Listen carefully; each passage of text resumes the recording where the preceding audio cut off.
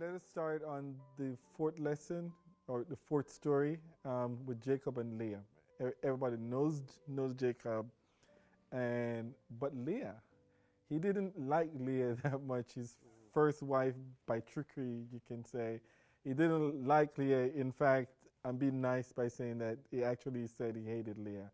I went to check 2 times. It actually does say he hated her. But God didn't hate Leah, as we see in the story. He actually allows her to have children ahead of Rachel, which was the loved one by Jacob. And in this story, I kind of see where God doesn't appreciate the prejudice, and he stepped in there. How do you see that happening today with Jesus? Like, how did he show that he also don't stand for similar prejudice in the New Testament, and how does that apply to us today? Is that to me? Yeah. I've been letting Jody start out. Okay, well, I can start. Yeah. He's looking at me. I can go first if you want me to. Yeah, I wasn't sure. Okay. You're the boss. Then Jason goes first. I'm the Oh, boss. okay. So can you say that again? What was the question? If Jesus is Savior, and if what we have already discussed, that Jesus as the Lamb slain from the foundation of the world, these rescue stories are really Jesus stories about how Jesus comes into this. We'll not only see Jesus at work in God's rescue in these individual stories, but we see further echoes of them in Jesus' own ministry. So let's look real quickly at what is the area of need of rescue in the story of Jacob and Leah. And before we get to Leah, let's look at the world that Jacob was raised in. This was a world of favoritism. You know, his dad favored Esau, his mom favored him. The kinds of you use the word prejudice. I like the word favoritism. There was this dysfunction. Frankly, the patriarchs were very dysfunctional when you look at their family life. I think almost every one of us can identify with that. We have an awful lot of dysfunction, and so in a way, we see that Jacob's need is to be rescued from a sort of an inherent prejudice or favoritism that he had grown up with. And just like his parents had favoritism, he had favoritism. It's understandable. Why would you want to be attached to a woman that you didn't love, wasn't the one you wanted, and here your father-in-law sneaks her in? So you understand the situation. Of course, Leah's situation is someone who wants to be loved. What wife doesn't want to be loved? And so that's what she needs to be rescued from. And this is, I think, easily the most poignant lesson that we're looking at. And I think it strikes home, maybe very similar to this idea of loneliness that we see with Adam and Eve. She craves the love of her husband. I think we all crave love. We all crave recognition and intimacy and affection. And she doesn't have that. It's not a lack of sex, apparently, because she's having several children. But look at the names of these children: Reuben, Simeon, Levi, Judah. All these names reflect her hope that now my husband will love me. It's really sad. And yet, what do we see? How do we see God answering this? One of the beautiful things in the end is it's Leah who's buried next to Jacob in the cave of Machpelah with Abraham and Sarah, Isaac and Rebekah, and Jacob and Rebekah. It's through Rebekah that we have Judah and the line of kings, David and Messiah. It's through Rebekah that we have the line of the priesthood. Through Leah, I'm sorry. Through Leah, we have the birth of Judah, who leads to the kings, through David and Messiah, Jesus. Through Leah, we have the tribe of Levi, who would be the great priesthood for Israel. So there's this, in these circumstances of lovelessness, there is a great blessing that comes. And I think the whole ministry of Jesus is an echo of this. We see Jesus coming alongside women in difficult circumstances over and over again. The Samaritan woman at the well, the Syrophoenician woman whose child is sick, the woman who has the issue of blood for 18 years, the widow of Nain. Over and over again we see Jesus coming alongside women. It was women who were the first to see the resurrected Lord. So one of the great proofs of the resurrection is, why would you record a story where women are your chief witnesses? Because women couldn't even testify in court, not Jewish court or Roman court in the first century. And so yet the Lord loves these women, and he makes a way for them. I think it's a beautiful story that will resonate with all of the class. Well, I think of, when you think in terms of favoritism or prejudice or things like that, it's really, I think it comes from a self-centered value system. We instead of seeing a person as a human being, we see them in terms of either how they're valuable to us or how they're disposable. From that value system, then we may say, well, we see a person's beauty or their intelligence or their this or that or whatever it is, and so we have that favoritism or that prejudice toward that person and not to other people, and that's what Leah was experiencing. That she wasn't being treated as a person; she was just being treated as an object and a disposable one. And so, and you can see again, and we talked about the self-worth, how that just really harms the self-worth of a person when they don't feel the love of Christ in them, and that their self-worth doesn't come from the way other people treat them.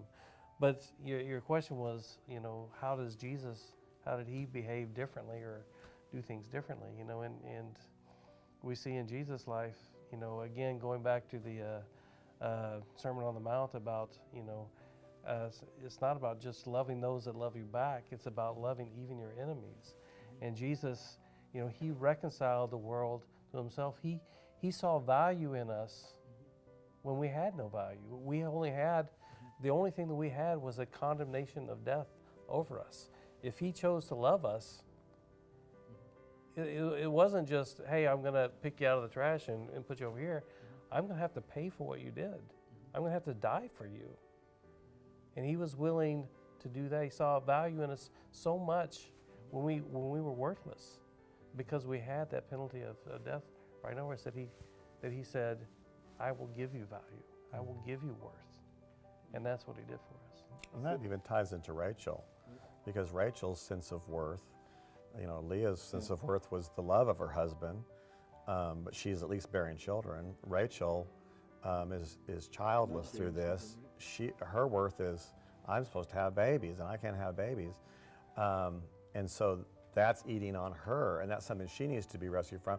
The Lord does give her children. We get Joseph and Benjamin, the wonderful stories associated with that. So the Lord does come in here, but it reminds me again of that verse from Psalm 68, the Lord sets the solitary in families.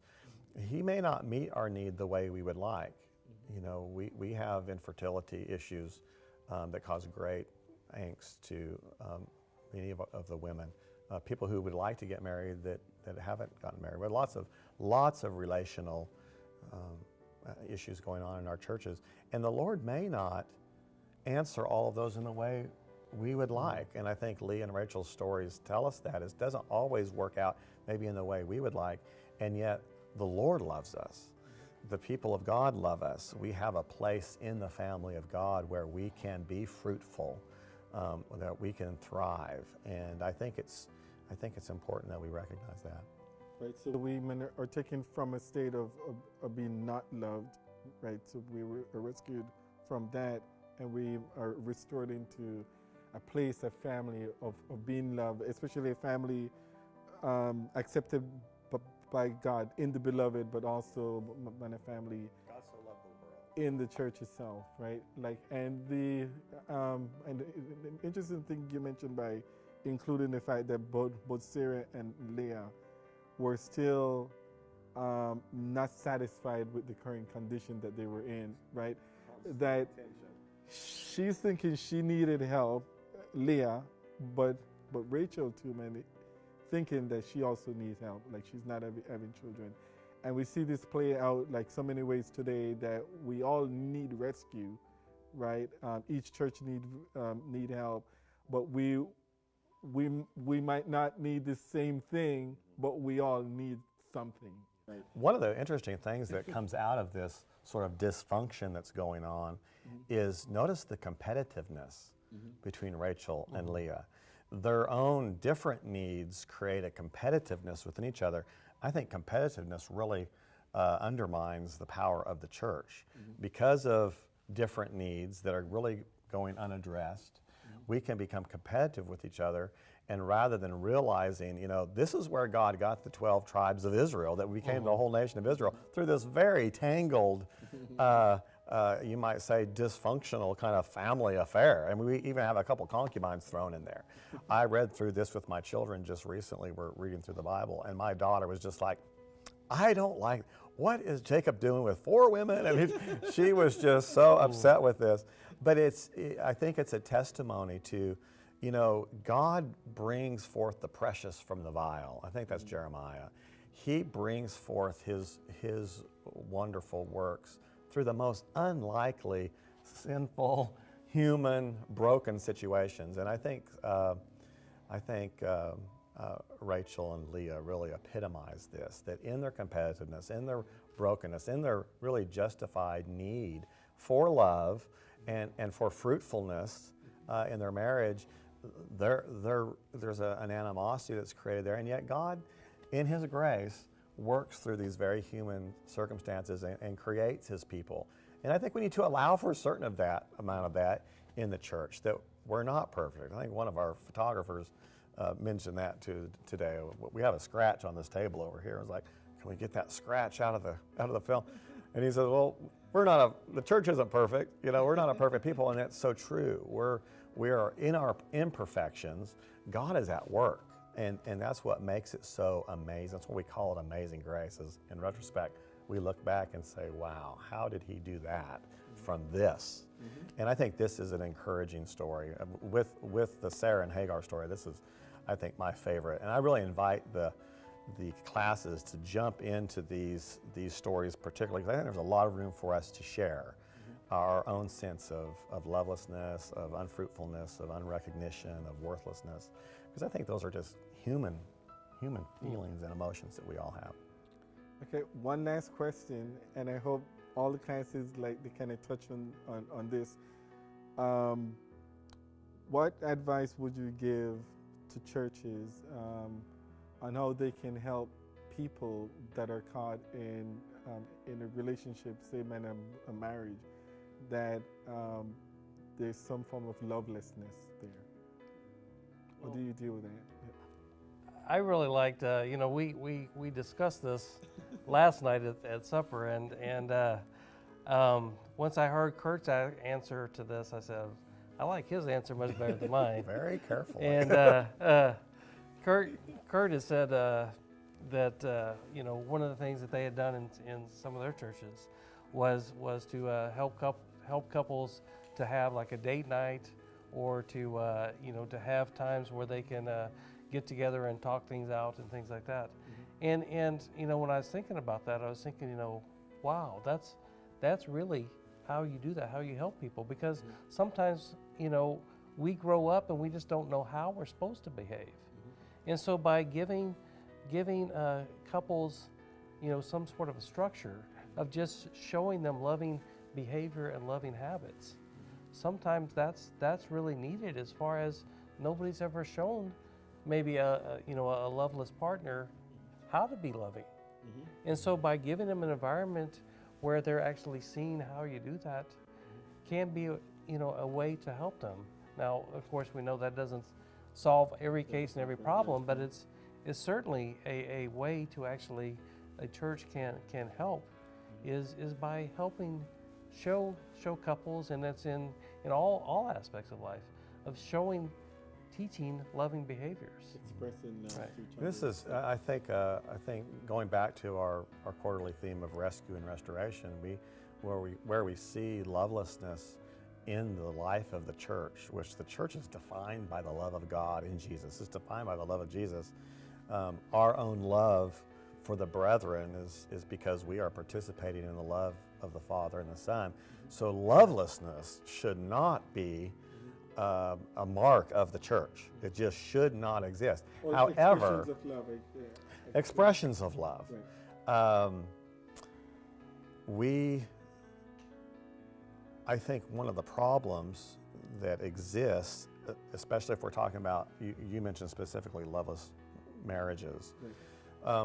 I think part of it is there's a certain pride, there's a certain fear that's at work. We kind of keep our true selves, our marriages are private, and we come to church with sometimes a facade, projecting the image we want. I don't know that a church can really attend to lovelessness in a marriage if there's not a church in existence that people feel safe to confess. If we have two believers, a husband and wife that are believers, they know that love is the very heart of the gospel.